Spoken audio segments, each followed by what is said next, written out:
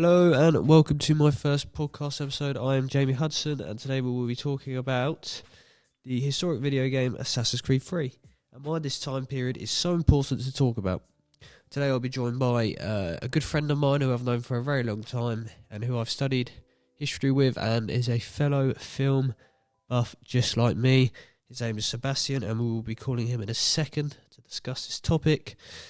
I just wanted to welcome you to my channel. This is the first time I've done a video and I do hope that you enjoy, and let's begin. So we'll be calling Seb now. Hopefully he picks up, or that would be incredibly embarrassing.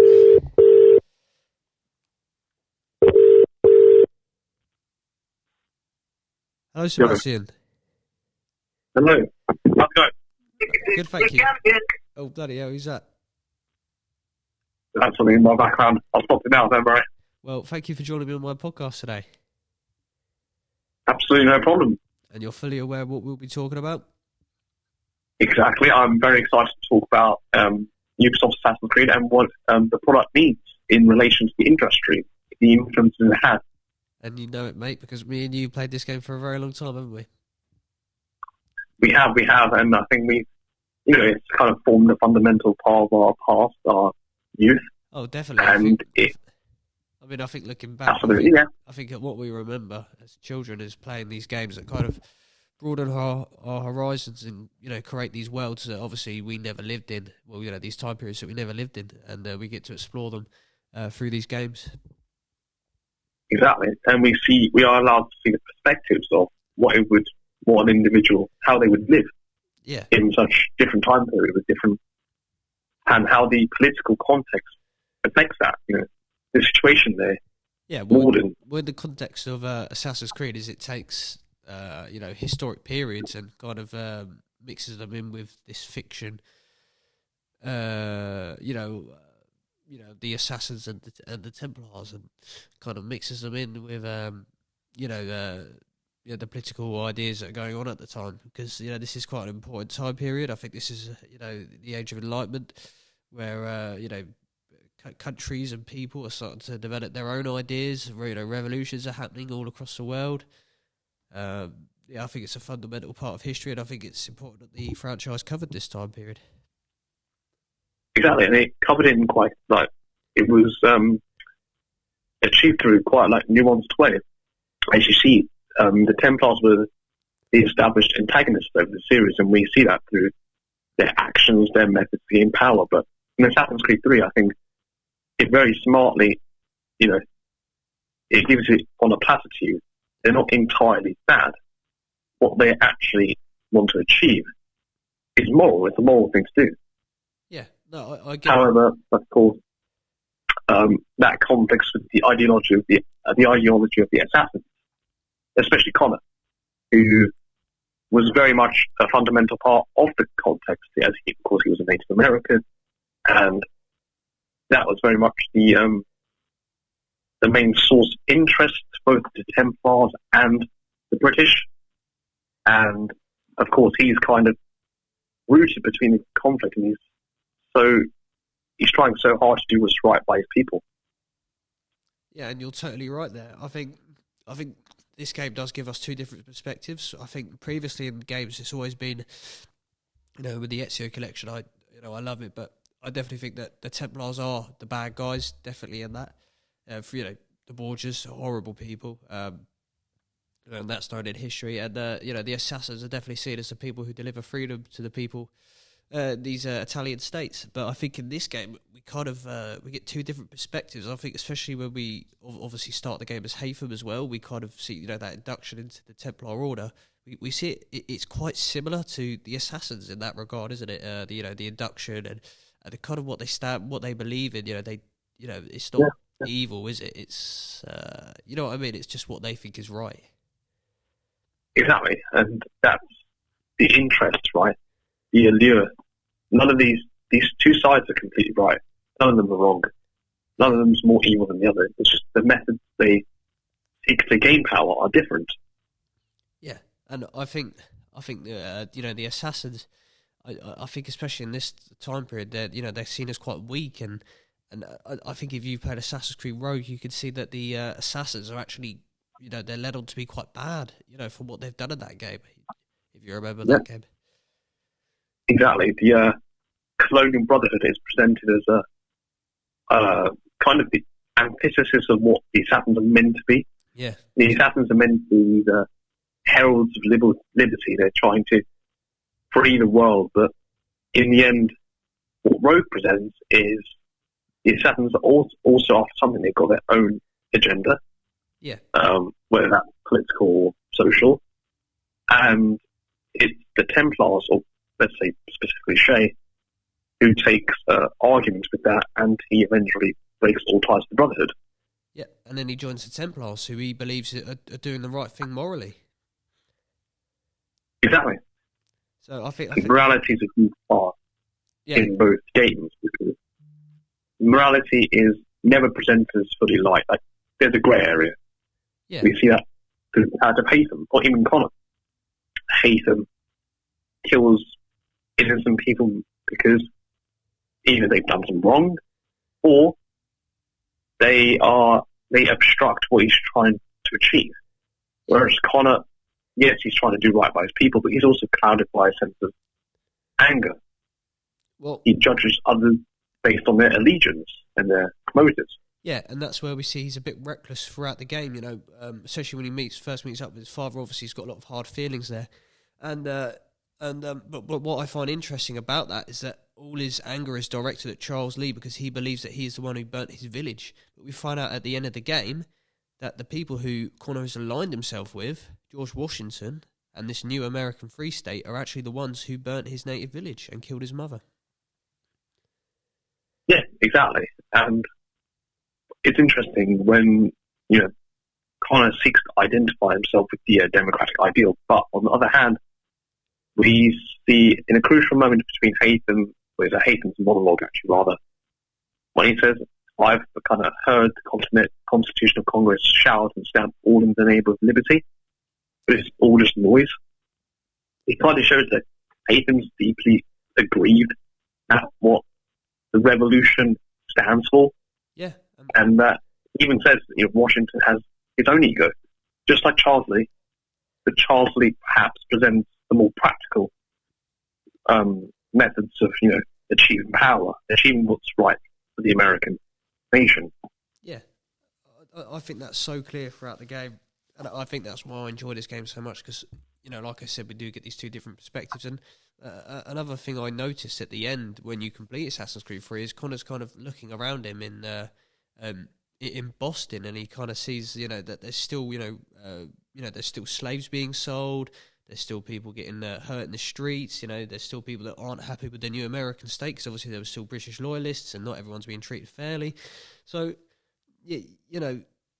Connor has this idea that we see in the previous games, about what the assassins represent. But then in this game, what the assassins represent just isn't there. Do you know what I mean? That idea of freedom and stuff, because that freedom still doesn't exist for many people, like these slaves that we see, and people have British loyalists having tomatoes thrown at them and stuff. Do you know what I mean? Exactly, and exactly what I was saying, kind of, and what you've very clearly stated. There is no right or wrong in the game. Morality is presented through very grey colour. Yeah. Everyone does something controversial in order to achieve what's right for them in a way. Yeah. There is certainly, everyone has their own ego. Even Connor has his own ego. Yeah. Oh, definitely. Oh, yeah. Connor has, he does have an ego, but he is willing to follow the assassin order, and he's willing to follow Achilles, who is a wounded assassin. The mentor. Yeah, the mentor who we talk about as being kind of in Assassin's Creed Road, this kind of selfish, kind of wants to show off a bit, in a sense that he wants to capture all these apples of all these elements of Eden and stuff before the Templars, and but obviously what we see happens in that game is that because he's so reckless about it, that he ends up destroying Lisbon, which causes the Lisbon earthquake, and that obviously makes Shay, the protagonist in that game, join the Templars.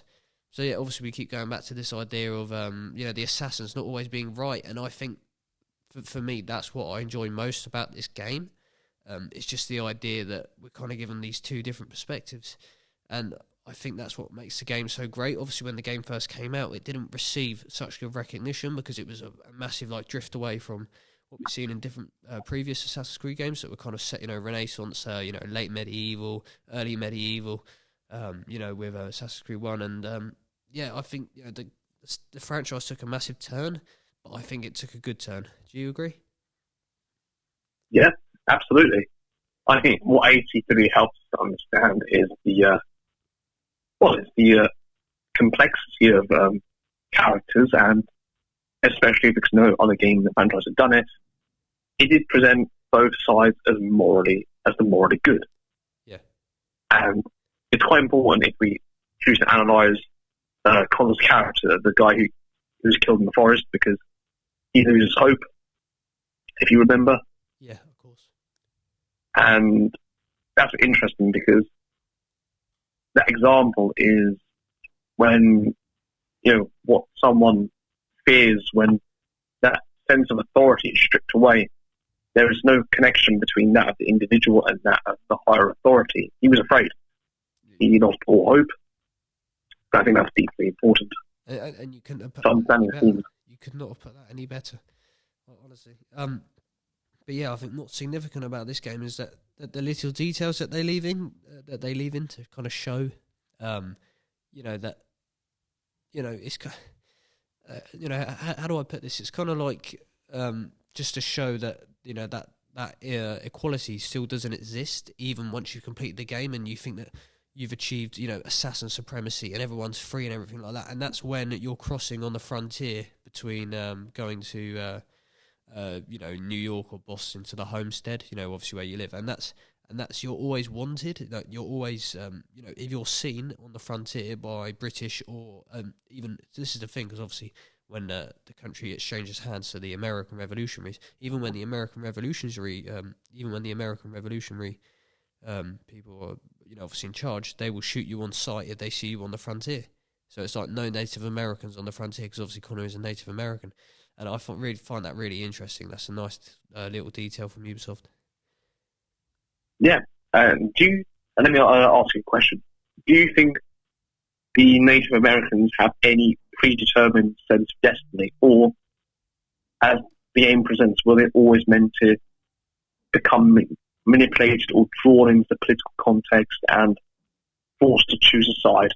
Well, this is what I find sad. I think if we're talking real history, I think the Native Americans have always, had to choose a side. I mean, obviously, Native Americans, they are the natives of, North America and obviously South America as well. But, one thing that happened differently is when the Spanish conquered South America, they integrated with the natives. But when the British, French, Dutch came to North America, we kind of pushed them aside. We kind of said, join us because we can use your... we can use your people for numbers. We can give you this land, we can give you these riches. In exchange, we'll give you this section of land and leave you in peace. But in reality, that wasn't actually going to happen. And unfortunately, a lot of Native Americans believed that they could trust, the white man. But in reality, I don't think that they could. Yeah.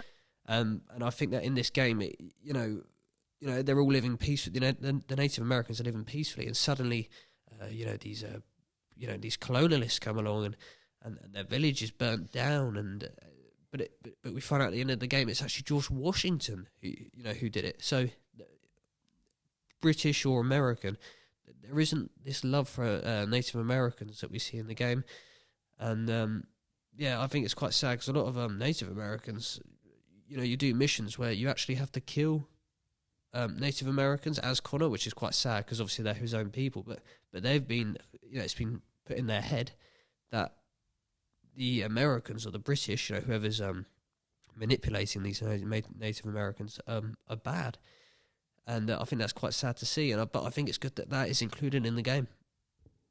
If that answers your question. Yeah, absolutely. What happened to the Native Americans was a tragedy. The game explores that in quite enough depth, mostly through subtle character conversations and interactions. Yeah. We see it through actually. I think was it William Johnson, maybe? Yeah, that's him. His attempts to parlay with the Native Americans. Yeah, he's a British general. Connor's way. Sorry, for more context. Yeah. He's a British general, but he's also a Templar, yeah. that's important. So when you made this British general, this desire to oppress the peoples, the tribes, and it came from all stratas of society. It wasn't just, the common man who wanted to see, England expand their glory, but it was very much the nobility as well. Oh, definitely.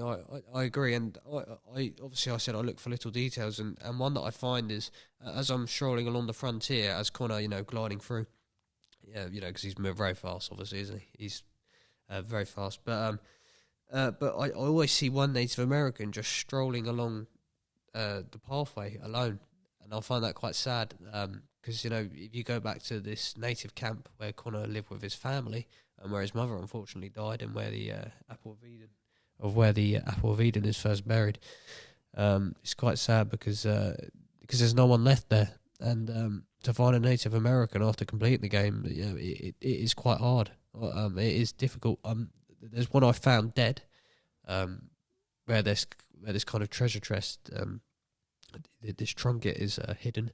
But yeah, I've only seen 2 Native Americans other than Connor since completing the game. So I think that is quite sad. And let me ask you a question: do you think the Native Americans are left more divided by the end of the game than they are at the start of the game? Well, I think honestly, to answer that question, I think by the end of the game they are less divided because they've all taken off, they've all moved on. But because they know they have to, they know they can't live, obviously it's in the frontier, so that a lot of, British are out there in the frontier hunting and bringing back goods, and then a lot of Americans are out there building up their new economy, and they know they just can't live side by side with them because there is that discrimination. So I think at the beginning of the game where the Native Americans are a lot more involved, I think that there is that divide, between helping the British or helping the revolutionaries, but I don't really think that there is that help for the revolutionaries there because obviously, George Washington not a big fan of Native Americans, but yeah, I find that an interesting concept because I feel like at the beginning of the game the Native Americans are, they're still fighting their own fight, the fight that they've been fighting for about 200 years now against the white man who's come over, but then by the end of the game they're kind of they've all moved on, they've given up. There isn't that divide, there just isn't that eagerness to fight because they know they've lost, even though they've lost all hope. Well, even though the country's exchanged hands now, they still know they've lost. They know things aren't going to get better still, and unfortunately they just take that and move on. Because it is quite sad. Because obviously Connor goes back to his home village and no one's there because they've all moved on. They've all moved on. All the warriors, a lot of the younger warriors, Connor had to kill himself because like I said before, they've been indoctrinated by by the white man and stuff like that. So it is quite sad. Yeah. But obviously that divide does exist to the end of the game. But as we go through the game, there's less and less native presence. But even though as we go through the game, we're meant to be progressing more, to this American way, this American Constitution and stuff. But really, in reality, things like the Native Americans, they're fading away, and that is quite sad. And do you think so? Of course, throughout the game, the Native Americans are very much presented as living on the margins of, let's say, political enlightenment, and they're certainly neglected. So, of course, there are a very large consequence. Their tragedy, their sufferings are one of the consequences that come out of this revolution. Do you think there is any attempt to, to give recompense or apology? Is that visible throughout the game, or what from the British and Americans? Exactly. No, there is throughout the game. There is none at all. I think even what was it the? I'm trying to think back. Sorry, is it the? The Boston Massacre. Yeah, so that is right. So in history, obviously that happened because like these a couple of Americans were getting a bit rowdy and some British soldiers were getting attacked. But in the game, it shows Haytham, shooting one of the soldiers, and then obviously the British soldiers think that's the civilians. But I'm pretty sure because Connor's there as well. That blame is put on Connor. So the Templars believe that. No, what is it? I think that so the Templars, what they believe in is not Native American, but also what the assassins don't believe in is not Native American. And going back to that point about the Boston massacre. Sorry, I've got a bit of a runny nose today. Apologies. That's fine. Going back to that point about the boss, but yeah, sorry. Going back to that point I made. Connor is there. He's a native, and he's seeing firsthand, the white man fighting each other. Do you know what I mean? The British shooting these Americans. The white man fighting each other, and I think at that point he knows that if the white man is willing to shoot one another, then I don't really think they're going to care much for the sympathies of Native Americans. Do you know what I mean? Yeah, exactly. And I think, as you say, Connor is presented as a very isolated character. Yeah. His brother dies early, of course, in a fire that destroyed the village. Achilles is present, of course, he's the mentor, but there is no, fatherly connection between them, a paternal affection. Oh, definitely. Connor? Yeah, definitely. Connor is very much left alone to fight this war. Yeah, both that's a good revolution, I think there's but also the internal conflict within it. Yeah, no. I think there's no better way of talking about, obviously, would you say, this kind of, forgivingness of the white man to Native Americans. I don't think there's any better way of seeing that from the perspective of Haytham and his son Connor. Do you know what I mean? Yeah. And even though Connor is his son, he is willing to work with him and stuff like that. And I think just like the white man, the British or the Americans, they are willing to work with the Native Americans, but only to use them. Yeah. Just like Haytham uses his son, to gain information, to gain entry into places. I think that is just like how the British / Americans / French kind of use the Native Americans. You know what I mean? Indeed, but I'd argue that there is some sort of affection from Haytham towards Connor. Oh, I definitely see that. I especially in his dying moment. Yeah, he says in his speech. He says, "I'm proud of you," doesn't he? I'm proud of you. I should have killed you long ago. It shows that he respects him and seen what he's grown into. Yeah. But because of the situation he's in, and of course the tragic events of his past life, like the murder of his father, Edward Kenway, by the Reginald Birch, who was affiliated with the Templars, he's kind of forced into this conflict, and by the end of it, despite his desire to see the Templars win, I think there is an epiphany in him that he realizes this war is going to drag on. Yeah. No one's going to win. Yeah, definitely. I agree. And I think we're moving on. I think we should talk more about I think we should have less of a focus now on the Assassins and Templars, but more about the civilized society and from the perspective of the people in this conflict. And I think it's presented really well in the game. I think if you're going around the streets of Boston, especially early on in the game, as Haytham, you play as you start as Haytham the Templar. I think you see a lot of upset and aggravation from the Americans, the settlers towards the British, and I think that's presented really well in this game. Do you think that's something that's presented really well? I think so, and when you talk about the perspective of the people, you see that through the Boston Tea Party. Oh, definitely. And you can clearly see that the civilized world is an absolute tatters. There is this desire to unleash this anger that's inside them. Yeah. They feel disillusioned with the hierarchy that established all these decisions, all these choices for them, and they've had no say in it.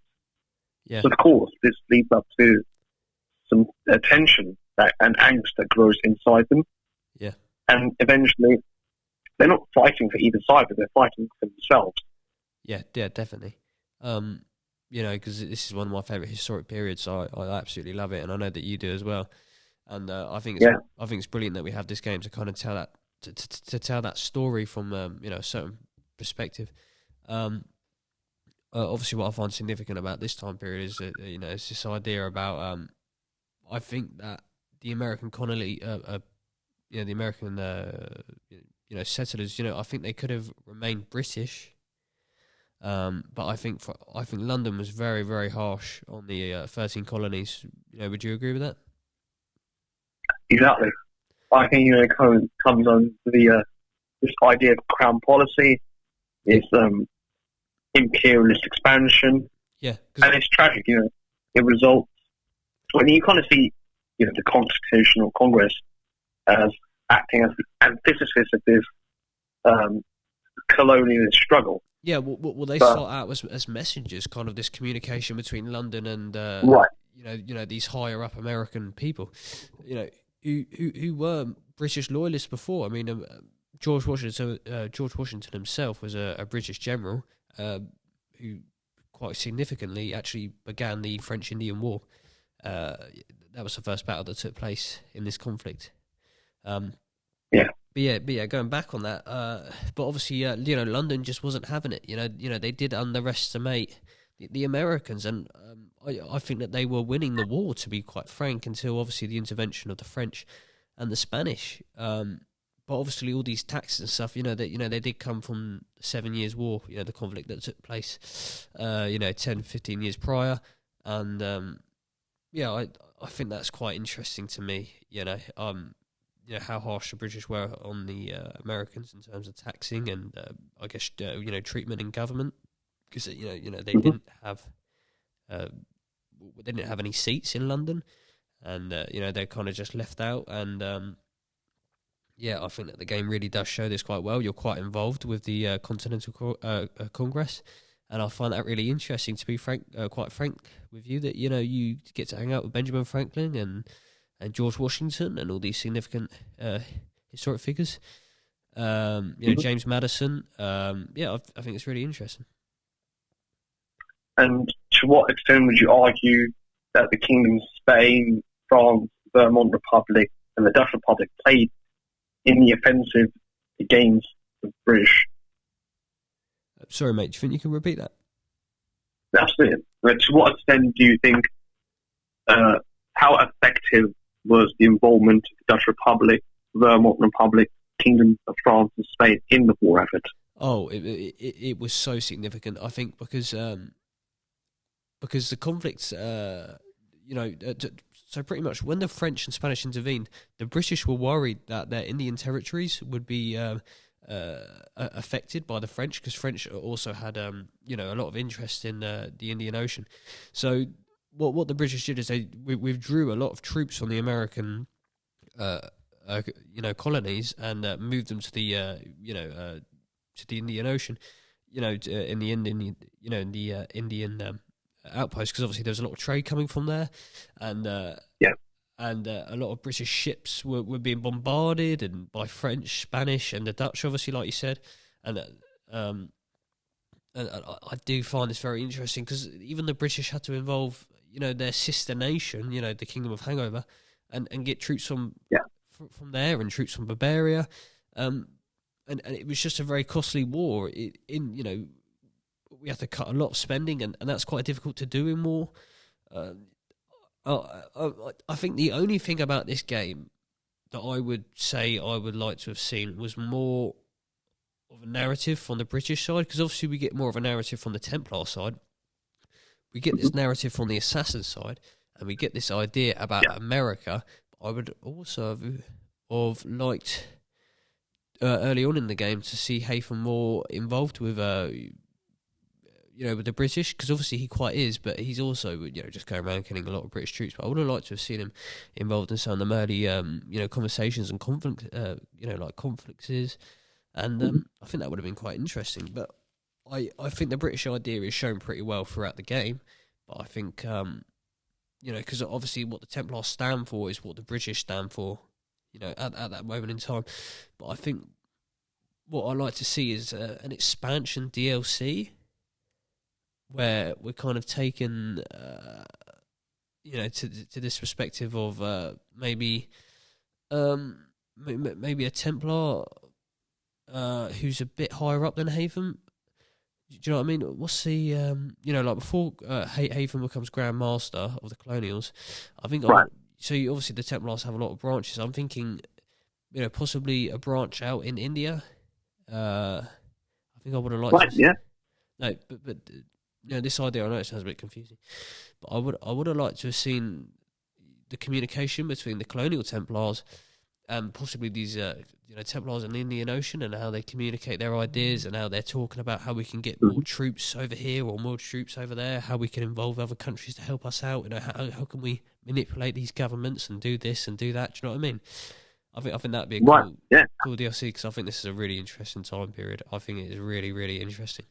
But obviously, Assassin's Creed Unity, Assassin's Creed Rogue, and even to a certain extent, Assassin's Creed Black Flag are all kind of set around this time period, this age of enlightenment, which is quite interesting. And I would love to see it revisited in the game.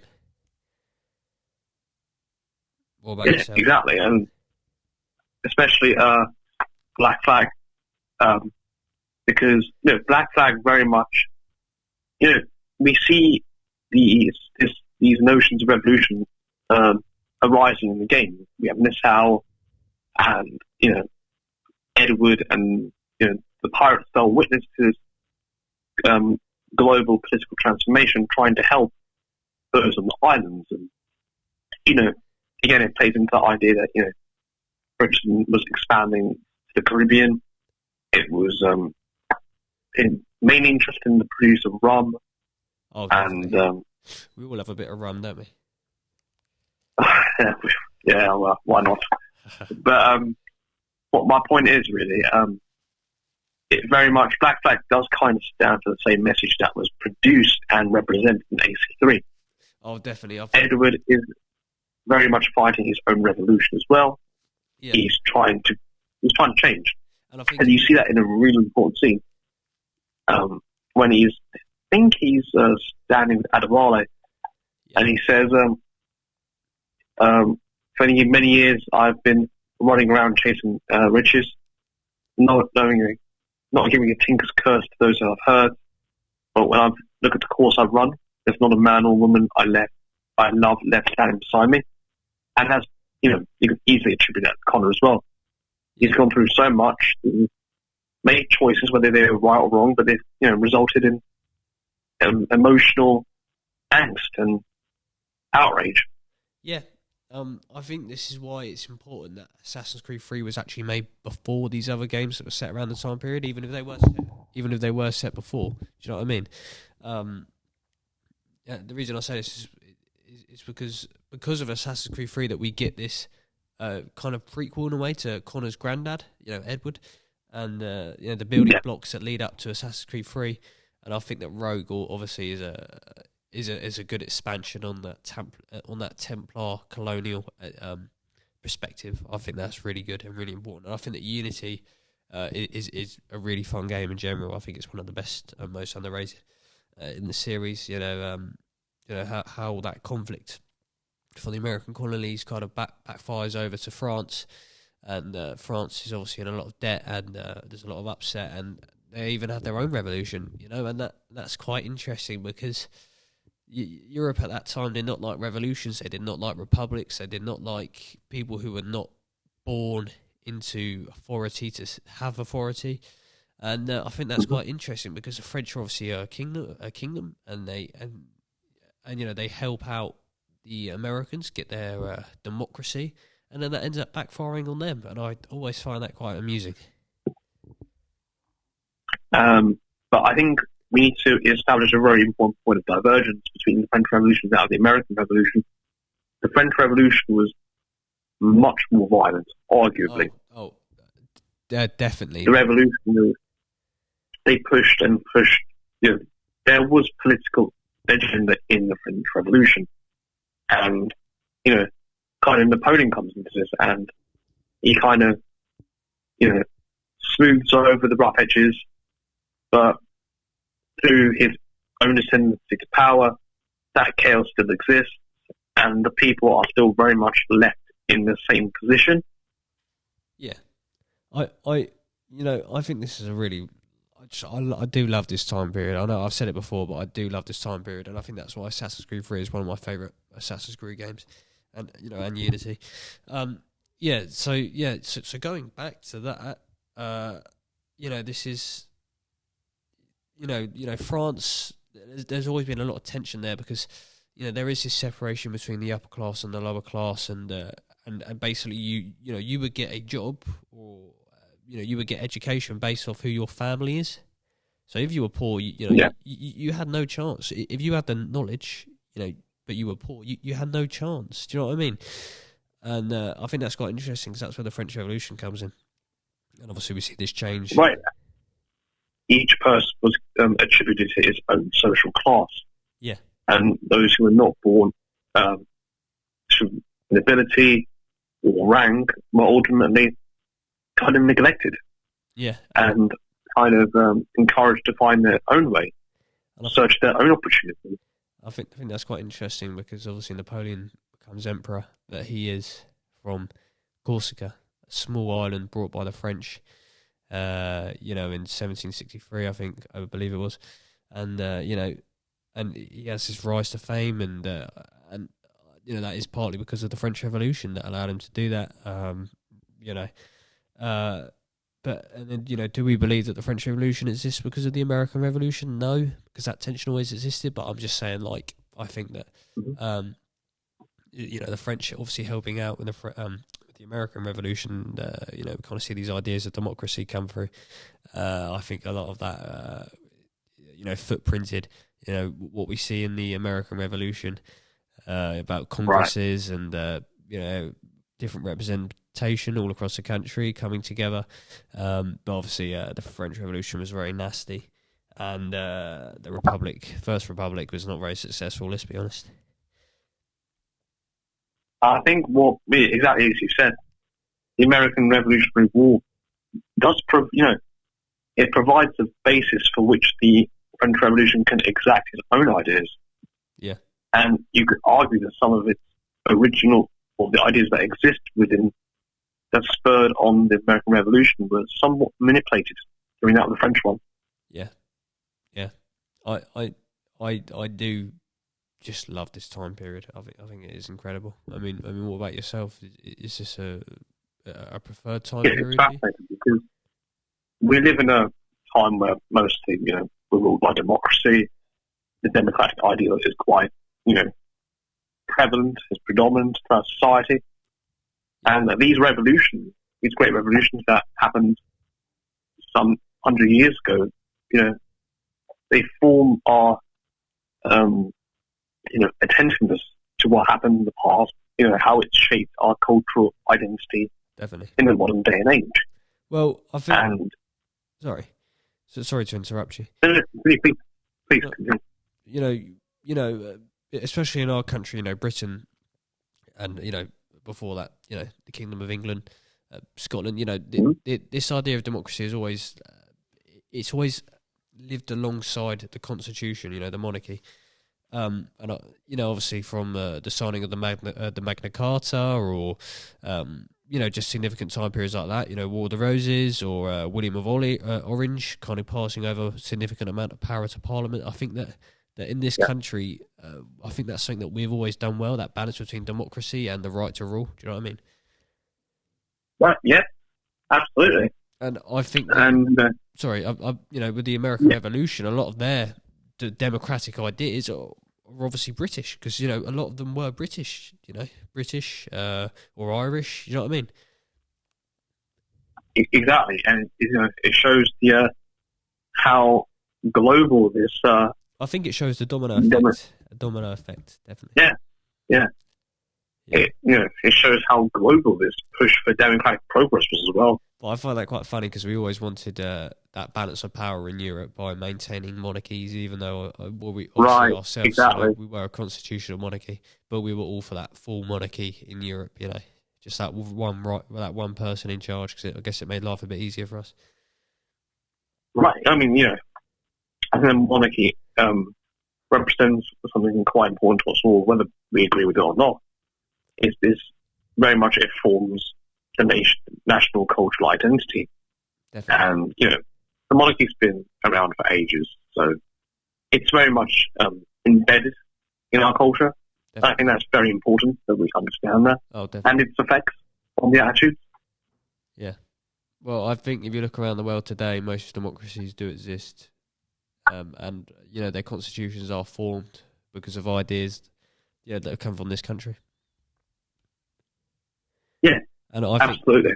I think that is so clear in Assassin's Creed 3. Do you agree that this idea about democracy and the freedom, obviously, it's the Americans' freedom. It's what they think freedom is, obviously. So that's why we still see a lot of slaves and stuff like that. But it is freedom, and to them, and their ideas are British. Certainly, Assassin's Creed 3 does a very good job of planting the notion that there is this fight for democratic progress. Yep. But it's very much blurred by, it's distorted. Mm-hmm. So we have Washington, having his own agenda with attacking the Native American tribes, whilst at the same time keeping up this image that of course, we have to live in peace. This idea of equality, and historically speaking, Washington is quite controversial on the topic of slavery. Yeah. I don't think he ever really truly believed in it. He never fought against it. He didn't pass any laws. We also know he owned a slave plantation, and upon his will, I believe, most slaves were freed. But again, so, the game does a good job of it because it provides the nuanced Washington character. Yes, he's trying to secure America's freedom, but at the same time, there are those things in the background at the suffering of other people, essentially. Like British loyalists, for example, Native Americans. Right. Yeah. That suffering is very clear, and the British. So, as you said, the suffering of the British loyalists, and rather their involvement in that suffering, isn't portrayed to an excellent effect. No, it's not in the game. No. It's been very much compressed to the Native Americans, the F8, the divisions within the tribes, and their neglection by the hierarchy. Oh, definitely. And Connor very much represents that. Oh. He's isolated. Yeah. He's disillusioned, and he represents that minority, which definitely can speak to us as a majority, but by the government, they were seen as a minority who didn't have the same value, didn't possess the same attributes as anyone else, really. Yeah, but his character, he is alone. He is neglected by those around him, and that is it's how the Native Americans were viewed at that time period. Exactly. Let me pose to you a question to wrap this up. Oh, of course. What do you think? How important do you think Assassin's Creed 3 is? Its impact on the industry, is it visible, and has it fermented other attempts to exhibit this diverse cultural identity, which connects us all? Oh yeah. So definitely, I think we were talking about this cultural identity. I think in America, obviously, their cultural identity is their guns and their freedom and their liberty, and but I think. Obviously, I think that's shown throughout the game, but obviously at the suffering of other people, such as in Native Americans. But yeah, I think that the game represents this well. This idea that that two people, that say two best friends, one's British, one's American, both speak the same language, both have similar working lives. Could hate each other so much and believe in two different ideological things. You know what I mean? Yeah, exactly. Yeah, completely. I think that is represented so well in the game. Yeah, and I think that there's no better way of showing that than between the comparison between Charles Lee and George Washington. Mm-hmm. But Yeah, they very much represent the authenticity to return. Charles Lee is prepared to use violence, and James knows he can't manipulate. Yeah. Washington, however, yes, he clearly inflicts violence, but he tries to cover this up by assuming this mantle of a good, honest, and honourable man. Yeah. Well, I've got one final question for you before we wrap this up. Did you play the George Washington DLC of Assassin's Creed 3? The Tyranny of George Washington? I did not know. I played the main game and that was it, really. Oh, I played it and I find it very interesting, very interesting. George Washington becomes king, and obviously that was an idea that was explored around the time of his presidency. Right, of course. Yeah, and he's a dictator. He's got an apple of Eden. He's got a staff of Eden, and he is crazy. He is crazy, and it's a really fun DLC for that. So I recommend that. Well, that's fascinating. So with the DLC, as you say, it presents us with different possibilities of what the outcome of the Revolutionary War might have been. Yeah. Yeah. What would have happened if Washington was to take the name of king upon himself? Yeah, and what if there was an apple of Eden? Of course, I think that's important that we've got that DLC. Sorry, yeah, because because we see the American troops committing war crimes and stuff like that because George Washington just turns into this tyrant because he's manipulated. He's completely he's not the same man that he was, and I really do enjoy that DLC. Really nice, really cool. I will have to check it out at some point. Yeah, well, definitely. Well, thank you for joining me today, Seb. I really enjoyed having you on, and it's always a pleasure to speak to you. I've known you for a very long time. We studied history together for a long time, and we did. We're both fanatics for this Assassin's Creed franchise, and I'm really happy you joined me. It's a pleasure. Thank you very much. Well, no problem. Thank you very much for joining us. See you later. Bye. Thank you. Enjoy. Bye. Well, that was Sebastian and our conversation about Assassin's Creed 3 and surrounding that time period. And we really hope you enjoyed this video, with this podcast episode. And we'll be releasing this as a video on YouTube, so you can use subtitles and still listen to the audio. And this will be released on Spotify, so please check it out. And please wait for our next episode, which will be coming very soon, where I'll be discussing historic epics with my old history teacher, which should be really interesting. So please stick around for that. And thank you for listening, and goodbye.